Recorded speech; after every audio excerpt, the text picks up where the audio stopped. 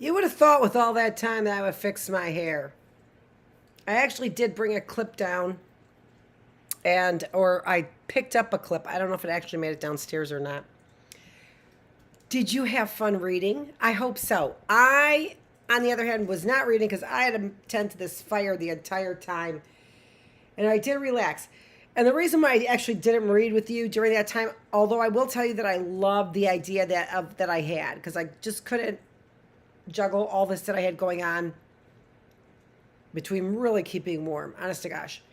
And I'm trying to do this. And so but I like the idea because I know on your 4 days off, you probably aren't as diligent as maybe you would like to be about getting yourself engaged, looking things up that we talked about, trying to teach yourself some things. So I liked the idea that there are a lot of people who are readers, and even for those who say play outside and not a lot of playtime outside, I think if you're in the classroom with me, you find a book when it's time, when it's classroom engagement and time for reading, because that sure is a great way for you to be engaged. And maybe that will put not a lot of time, but every once in a while, some time for those people who aren't readers, right? And put a little time aside, an hour, and maybe you'll get hooked in on a book. I didn't want to read because I had a lot of things, loose ends, but also because the only book I wanted to read was our book, The Wondrous Life of Oscar Wow, which it did a self-correct on a couple of those, so the name is wrong in the title. And I'll try and get back to those if I think about it. So I didn't want to read ahead in that book. So the first time I'm reading it is with you. So just give me actually a second. Yeah, give me a second. I actually...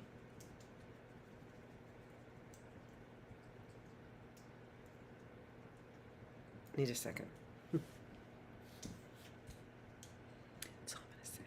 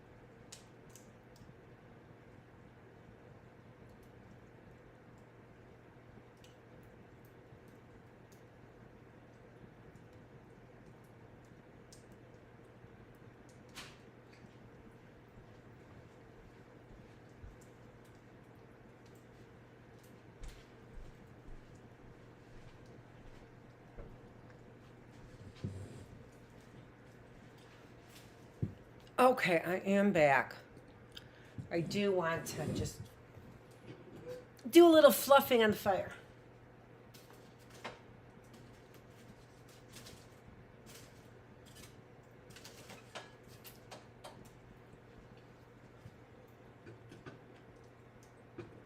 I actually want to get one more log.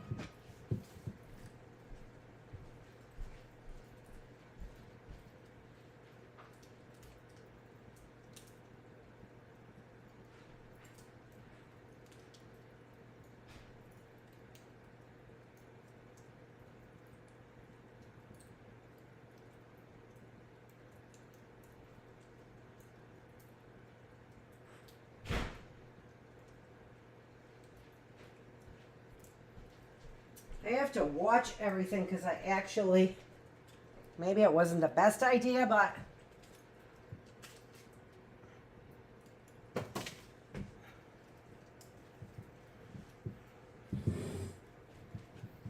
I soaked the wood there with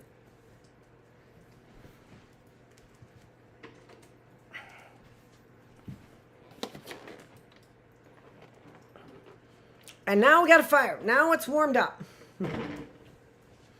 Happy to say. Really happy to say. Woo. Okay. Let's get to our book. Sorry for the long stall. Is it a long haul? Ha ha ha. Nope. Wah, wah. Let's get to it. We are gonna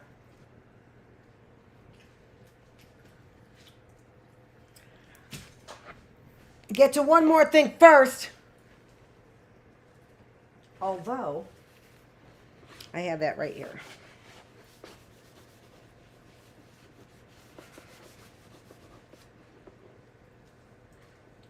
Ooh, how are we going to get all of this in there?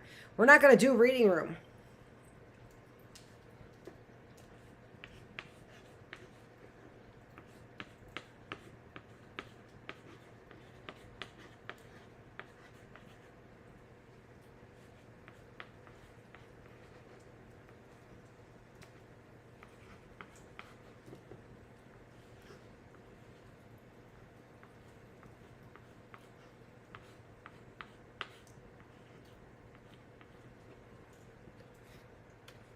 Here we are. Okay, classroom day 83. We've got The Wondrous Life of Oscar Wu.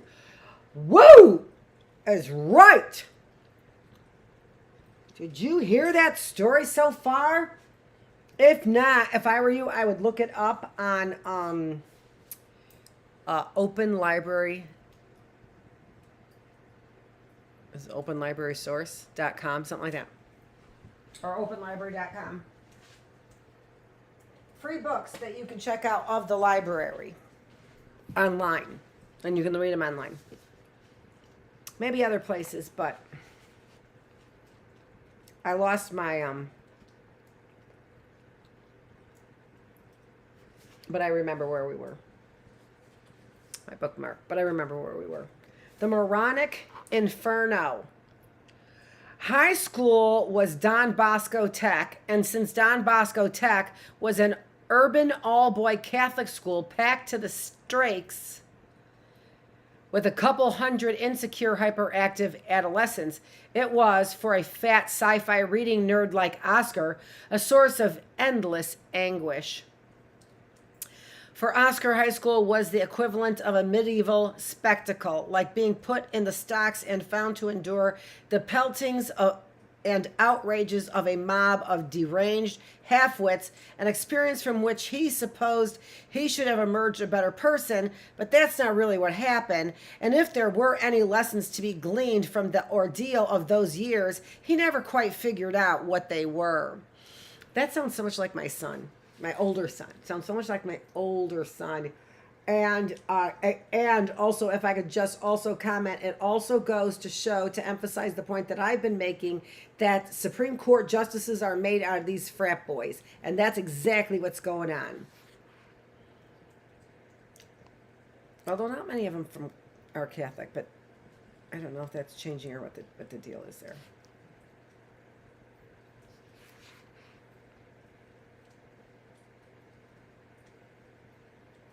He walked into school every day like the fat, lonely, nerdy kid he was, and all he could think about was the day of manumission when he would at last be set free from its unending horror. Hey, Oscar, are there faggots on Mars? Hey, Kazoo, catch this. The first time he heard the term moronic inferno, he knew exactly where it was located and who were its inhabitants. Sophomore year, Oscar found himself weighing in at a whopping 245, 260 when he was depressed, which was often. And it had become clear to everybody, especially his family, that he'd become the neighborhood Paraguayo. Okay, so here we go.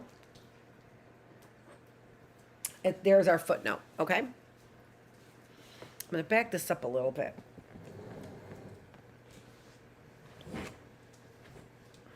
Okay.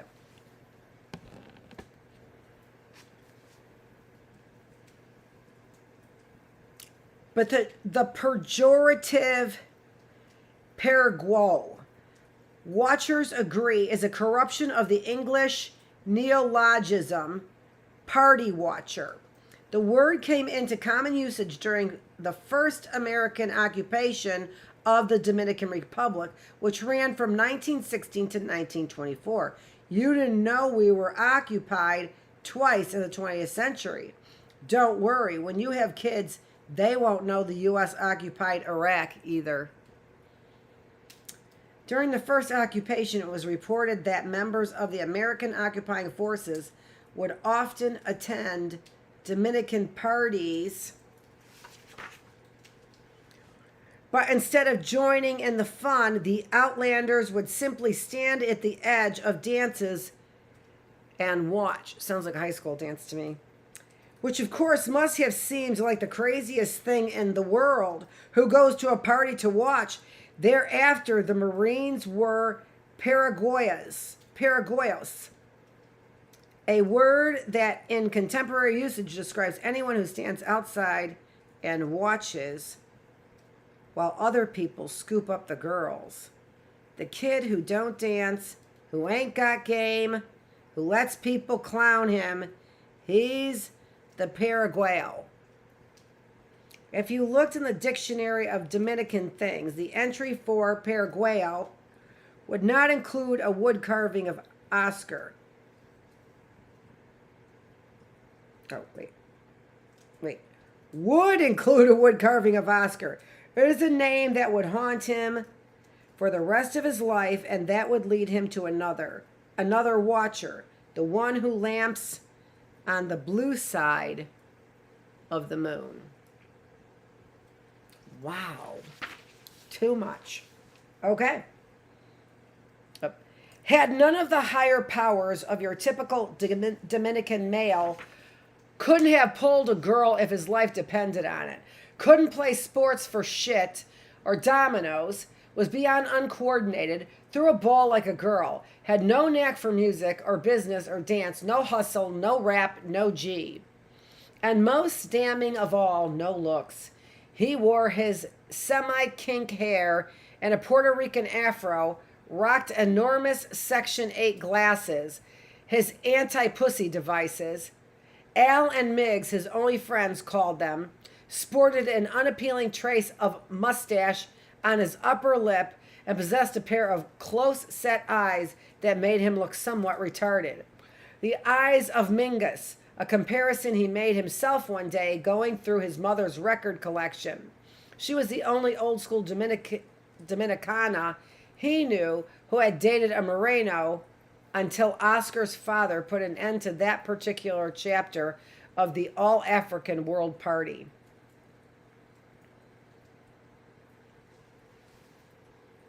Wow, that's interesting, isn't it?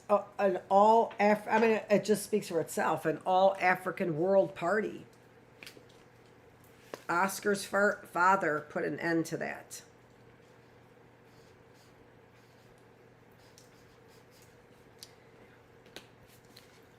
Did anyone say Oscar's father was Trujillo? I don't think so. You have the same eyes as your abuelo, his Nina Inca had told him on one of his visits to the Dominican Republic, which should have been some comfort, who doesn't like resembling an ancestor, except this particular ancestor had ended his days in prison. Oscar had always been a young nerd, the kind of kid who read Tom Swift, who loved comic books and watched Ultraman. But by high school, his commitment to the genres had become absolute. Back when the rest of us were learning to play wall ball and pitch quarters and drive our older brothers' cars and sneak dead soldiers from under our parents' eyes, he was gorging himself on a steady stream of Lovecraft, Wells, Burroughs, Howard, Alexander, Herbert, Asimov, Bova, and Heinlein, and even the old ones who were already beginning to fade. Doc Smith, Stapleton, and the guy who wrote all the Doc Savage books, moving hungrily from book to book, author to author, age to age. It was his good fortune that the libraries of Paterson were so underfunded that they still kept a lot of the previous generation's nerdery in circulation.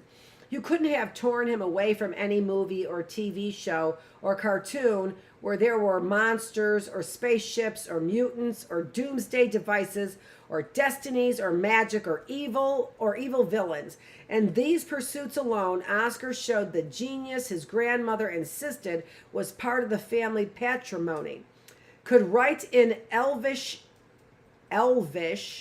could speak in Chicobsa, could differentiate between slan, a Dorsai, and a lensman in acute detail, knew more about the Marvel Universe than Stan Lee, and was a role-playing game fanatic. If he'd only been good at video games, it would have been a slam dunk.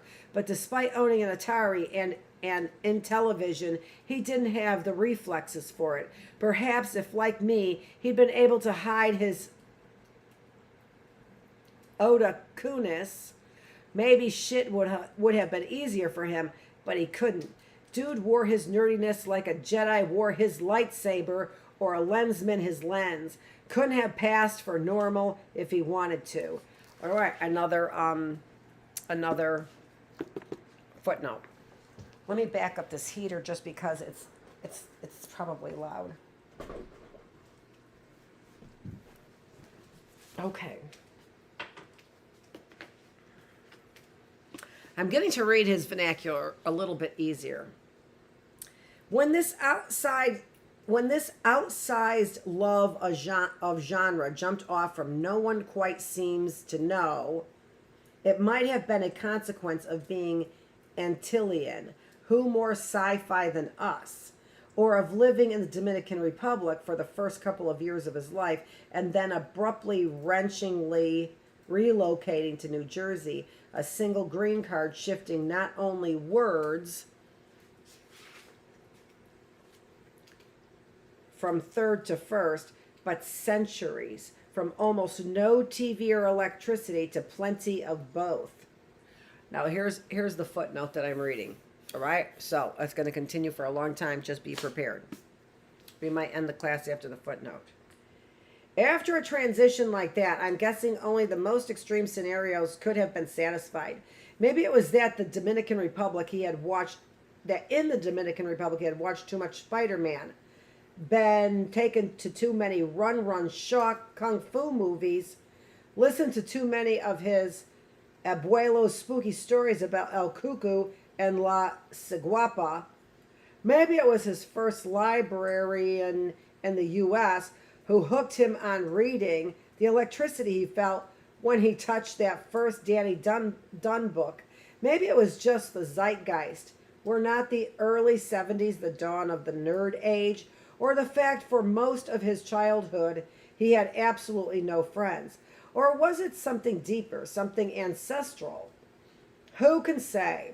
What is clear is that being a reader fanboy, for lack of a better term, helped him get through the rough days of his youth, but it also made him stick out in the mean streets of Paterson even more than he already did. victimized by the other boys, punches and pushes and wedgies and broken glass and brand new books from Scholastic at a cost of 50 cents each, torn in half before his very eyes. You like books? Now you got two. Har har. No one, alas, more oppressive than the oppressed. Even his own mother found his preoccupations nutty. Go outside and play, she commanded at least once a day. Portate como un muchacho normal. Only a sister, a reader too, supporting him, bringing him books from her own school, which had a better library. You really want to know what being an X-Men feels like? Just be a smart, bookish boy of color in a contemporary U.S. ghetto. Mamma mia, like having bat wings or a pair of tentacles growing out of your chest. Pa fuera, his mother roared, and he would go like a boy condemned to spend a few hours being tormented by other boys. Please, I want to stay, he would beg his mother, but she showed him out. You ain't a woman to be staying in the house 1 hour, 2, until finally he could slip back inside unnoticed, hiding himself in the upstairs closet where he'd read by the slat of light that razored in from the cracked door. Eventually his mother rooting him out again. What in cajero is the matter with you?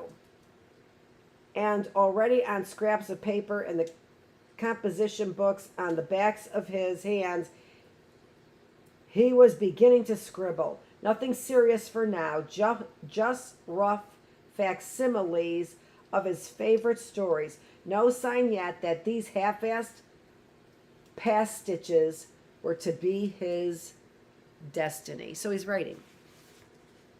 He's a dork who's writing. Once a social introvert who trembled with fear during gym class and watched nerd British shows like Doctor Who and Blake's Seven and could tell you the difference between Veritech Fighter and a Zentraldi Walker, and he used a lot of huge-sounding nerd words like indefatigable,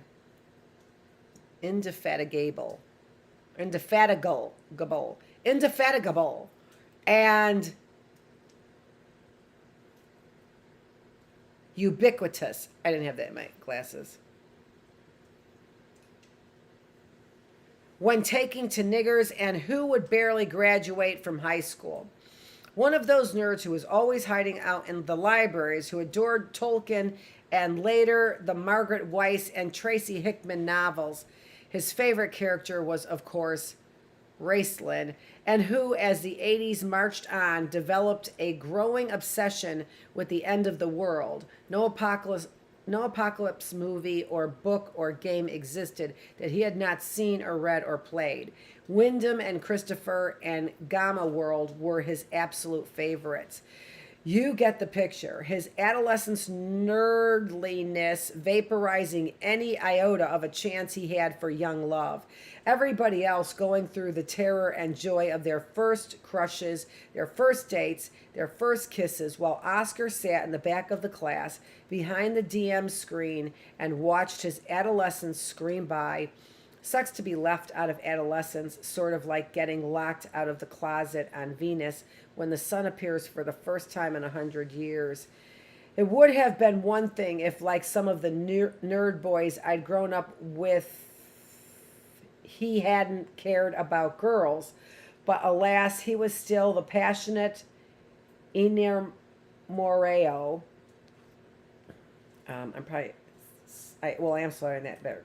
Enamoreo, like enamor, who fell in love easily and deeply. He had secret loves all over town, the kind of curly-haired, big-bodied girls who wouldn't have said boo to a loser like him, but about whom he could not stop dreaming. His affection, that gravitational mass of love, fear, longing, desire, and lust that he directed at any and every girl in the vicinity without regard to looks, age, or availability, broke his heart each and every day, despite the fact that he considered in his huge sputtering force It was actually most like a ghost because no girl ever really seemed to notice it. Occasionally they might shudder or cross their arms when he walked near, but that was about it. He cried often for his love of some girl or another, cried in the bathroom where nobody could hear him.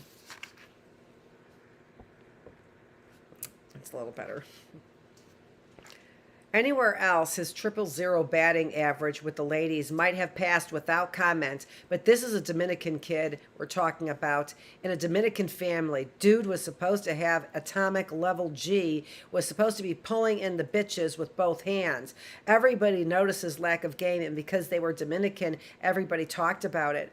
His Tio Rudolfo, only recently released from his last and final bid in the Justice and now living in their house on Main Street, was especially generous in his tutelage. Listen, Palimo, you have a grab muchacha y mestecelo. They will take care of everything. Start with they fia. Cojo that fia y metecelo. Tio Rudolfo had 4 kids with 3 different women, so the nigger was without doubt the family's resident metecelo expert.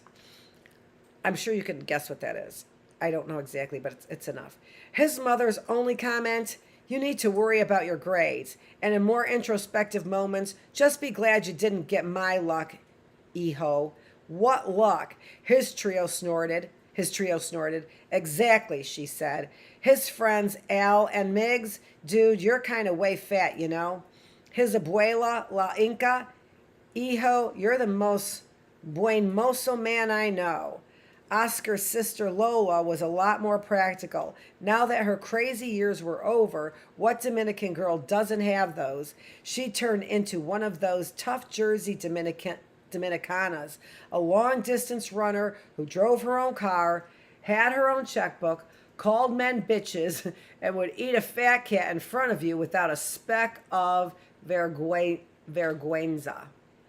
When she was in 4th grade, she'd been attacked by an older acquaintance, and this was common knowledge throughout the family, and by extension, a sizable section of Patterson, Union City, and Teaneck, and surviving that hurricane of pain, judgment, and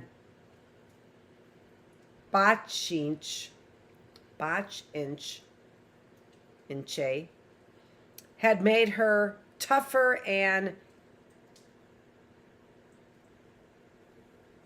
adamantine. I'm not sure. Recently, she cut her hair short, flipping out her mother yet again, partially, I think, because when she'd been little, her family had let it grow down past her ass, a source of pride, something I'm sure her attacker noticed and admired. Oscar Lola warned repeatedly, you're going to die a virgin unless you start changing. Don't you think I know that? Another 5 years of this, and I'll bet you somebody tries to name a church after me.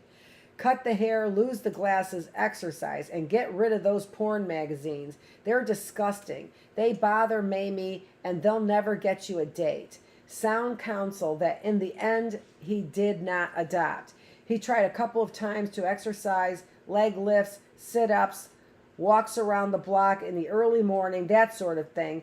But he would notice how everybody else had a girl but him and would despair, plunging right back into eating, penthouse, designing dungeons, and self-pity. I seem to be allergic to diligence, and Lola said, ha, what you're allergic to is trying.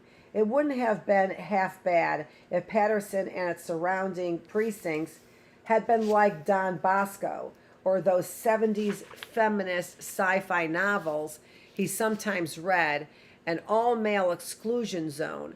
Patterson, however, was girls the way New York City was girls. Patterson was girls the way Santo Domingo was girls. Patterson had mad girls, and if that wasn't guapas enough for you, well, motherfucker, then roll south, and there'd be Newark, Elizabeth, Jersey City, the Oranges, Union City, West New York, Weehawken, Perth Amboy, an urban swath known to niggers everywhere as Negropolis. Negropolis 1. So, in effect, he saw girls. Hispanophone, Caribbean girls everywhere. He wasn't safe even in his own house. His sister's girlfriends were always hanging out, permanent guests. When they were around, he didn't need no penthouse. Her girls were not too smart, but they were fine as shit. The sort of hot-ass balls Latinas who only dated weightlifting Morenos or Latino cats with guns in their cribs. They were all on the volleyball team together and tall and fit as colts. And when they went for runs, it was what the track team might have looked like in terrorist heaven. Bergen County's very own Seguapas, La Primera, was Gladys, who complained endlessly about her chest being too big, that maybe she'd find normal boyfriends if she'd had a smaller pair. Marisol, who'd end up at MIT and hated Oscar, but Oscar liked most of all, Letitia, just off the boat, half Haitian, half Dominican. That special blend of Dominican government swears no existe, who spoke with the deepest accent, a girl so good she refused to sleep with 3 consecutive boyfriends. It wouldn't have been so bad if these chickies hadn't treated Oscar like some deaf-mute Haitian guard, ordering him around, having him run their errands, making fun of his games and his looks. To make shit even worse, they blithely went on about their particulars of their sex lives with no regard for him while he sat in the kitchen clutching the latest issue of Dragon. Hey, he would yell, in case you're wondering, there's a male unit in here. Where? Marisol would say blandly, I don't see one. And when they talked about how all Latin guys only seem to want to date white girls, he would offer, I like Spanish girls, to which Marisol responded with wide condensation. That's great, Oscar. Only problem is no Spanish girl would date you. Leave him alone, Letitia said. I think you're cute, Oscar. Yeah, right, Marisol laughed, rolling her eyes. Now he'll probably write a book about you. There were Oscar's furies, his personal pantheon, the girls he never dreamed about and most beat off to, and who eventually found their way into his little stories. In his dreams, he was either saving them from aliens or he was returning to the neighborhood. Rich and famous. It's him, the Dominican Stephen King. And then Marisol would appear carrying one of each of his books for him to sign. Please, Oscar, marry me. Oscar drolly, I'm sorry, Marisol. I don't marry ignorant bitches. But then, of course, he would. Maritza he still watched from afar, convinced that one day when the nuclear bombs fell, or the plague broke out, or the tripods invaded, and civilization was wiped out, he would end up saving her from a pack of eradicated ghouls, and together they'd set out across a ravaged America in search of a better tomorrow. In these apocalyptic daydreams, he was always some kind of Platano, Doc Savage, a super genius who combined world-class martial artistry with deadly firearms proficiency. Well, what else would he be in his own dreams? Average? Not bad for a nigger who'd never even shot an air rifle, thrown a punch, or scored a higher than 1,000 on his SATs. Okay. I think I'm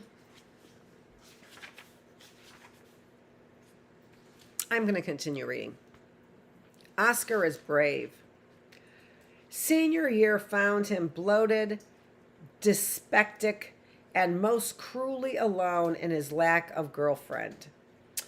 His 2 nerd boys, Al and Miggs, had, in the craziest twist of fortune, both succeeded in landing themselves girls that year. Nothing special, shanks really, but girls nonetheless.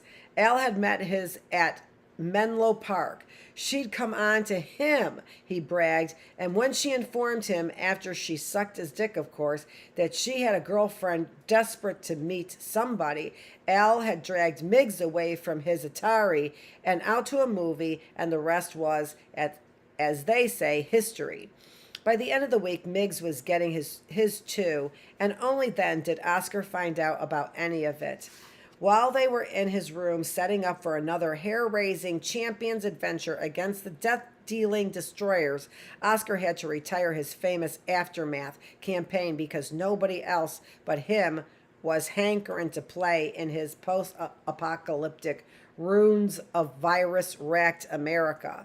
At first, after hearing about the double booty coup, Oscar didn't say much. He just rolled his dros over and over. Said, "You guys sure got lucky." It killed him that they hadn't thought to include him in their girl heists. He hated Al for inviting Miggs instead of him, and he hated Miggs for getting a girl, period. Al getting a girl, Oscar could comprehend. Al, real name Alok, was one of those tall Indian pretty boys who would never have been pegged by anyone as a role-playing nerd. It was Miggs' girl getting he would not fathom that astounded him and left him with sick jealousy. Oscar had always considered Miggs to be an even bigger freak than he was. Acne galore and a retard's laugh and gray fucking teeth from having been given some medicine too young. So is his girlfriend cute? He asked Miggs. He said, "Dude, you should see her. She's beautiful. Big fucking tits." Al seconded. That day, what little faith Oscar had in the world took an SSN-17 snipe to the head. When finally he couldn't take it no more, he asked pathetically, "What, these girls don't have any other friends?" Al and Miggs traded glances over their character sheets. "I don't think so, dude." And right there he learned something about his friends he'd never known, or at least never admitted to himself. Right there he had an epiphany that echoed through his fat self. He realized his fucked up comic book reading, role-playing, game-loving, no-sport-playing friends were embarrassed by him. Knocked the architecture right out of his legs. He closed the game early. The exterminators found the destroyer's hideout right away. That was bogus, Al groused. That was bogus, Al groused. After he showed them out, he locked himself in his room, lay in bed for a couple of stunned hours, then got up undressed in his bathroom he no longer had to share because his sister was at Rutgers, and examined himself in the mirror. The fat, the miles of stretch marks, the tumescent horribleness of his proportions. He looked straight out of the Daniel Close comic book. Or like that fat blackish kid in Beto Hernandez Palomar. Beto, yeah. "Jesus Christ," he whispered. "I'm a Morlock." The next day at breakfast, he asked his mother, "Am I ugly?" She sighed. "Well, Iho, you certainly don't take after me. Dominican parents. You got to love them." Spent a week looking at himself in the mirror, turning every which way, taking stock, not flinching, and decided at last to be like Roberto Duran. No mas. That Sunday he went to Churcho's and had the barber shave his Puerto Rican fro off. "Wait a minute," Clucho's partner said. "You're Dominican." Oscar lost the mustache next, and then the glasses, bought contacts with the money he was making at the lumber yard, and tried to polish up what remained of his Dominicanness, tried to be more like his cursing, swaggering cousins, if only because he had started to suspect that their Latin hypermaleness there might be an answer. But he was really too far gone for quick fixes. The next time Alan Miggs saw him, he'd been starving himself for 3 days straight. Miggs said, "Dude, what's the matter with you?" Changes, Oscar said pseudo-cryptically. "What, as you What, are you some album cover now? He shook his head solemnly. I'm embarking on a new cycle of my life. Listen to this guy. He already sounds like he's in college. That summer, his mother sent him to his sister. That summer, his mother sent him and his sister to Santo Domingo, and this time he didn't fight it like he had in the recent past. It's not like he had much in the States keeping him. He arrived in Bonnie. I think that's what it is. I don't think it is. Bonai. With a stack of notebooks and a plan to fill them all up. Since he could no longer be a game master, he decided to try his hand at being a real writer. The trip turned out to be something of a turning point for him. Instead of discouraging his writing, chasing him out of the house like his mother used to, his abuela, Nina Inca, let him be, allowed him to sit in the back of the house as long as he wanted, didn't insist that he should be out in the world. She had always been overprotective of him and his sister.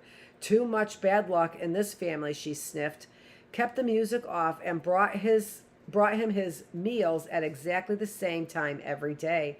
His sister ran around with her hot island friends, always jumping out of the house in a bikini and going off to different parts of the island for overnight trips. But he stayed put. When any family members came looking for him, his abuela chased them off with a single imperial sweep of her hand.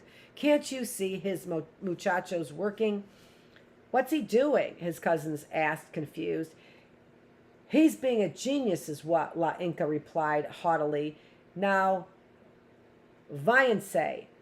Later, when he thought about it, he realized that these very cousins could probably have gotten him laid if only he'd bothered to hang out with them. But you can't regret the life you didn't lead. In the afternoon, when he couldn't write another word, he'd sit up in front of the house with his abuela and watch a street scene, listen to the ruckus exchanges between the neighbors. One evening at the end of his trip, his abuela confided, "Your mother could have been a doctor just like your grandfather was." What happened? La Inca shook her head. She was looking at her favorite picture of his mother on her first day at private school, one of those typical serious DR shots, Dominican Republic. So now I'm going to say DR. What always happens? Un maldito hombre. He wrote 2 books that summer about a young man fighting mutants at the end of the world. Neither of them survived. Took crazy amounts of field notes too, names of things he intended to later adapt for science fictional and fantastic purposes. Heard about the family curse for like the 1000th time, but strangely enough, didn't think it worth incorporating into his fiction. I mean, shit, what Latino family doesn't think it's cursed? When it was time for him and his sister to return to Patterson's, he was almost sad. Almost. His abuela placed her hand on his head in blessing. Cuídate, muchacho, mi hijo. Know that in this world, there's somebody who will always love you. At JFK, almost not being recognized by his uncle. Great, his Tio said, looking askance at his complexion. Now you look Haitian. After his return, he hung out with Miggs and Al, saw movies with them, talked Los Brothers Hernandez, Frank Miller, and Alan Moore with them, but overall, they never regained their friendship they had before Santo Domingo. Oscar listened to their messages on the machine and resisted the urge to run over to their places. Didn't see them but once, twice a week. Focused on his writing. Those were some fucking lonely weeks when all he had were his games, his books, and his words. So now I have a hermit for a son, his mother complained bitterly. At night, unable to sleep, he watched a lot of TV, became obsessed with 2 movies in particular. Zardoz, let me see if I can't see very well. It's in italic. Zardos, which he'd seen with his uncle before they put him away for the second time, and Virus.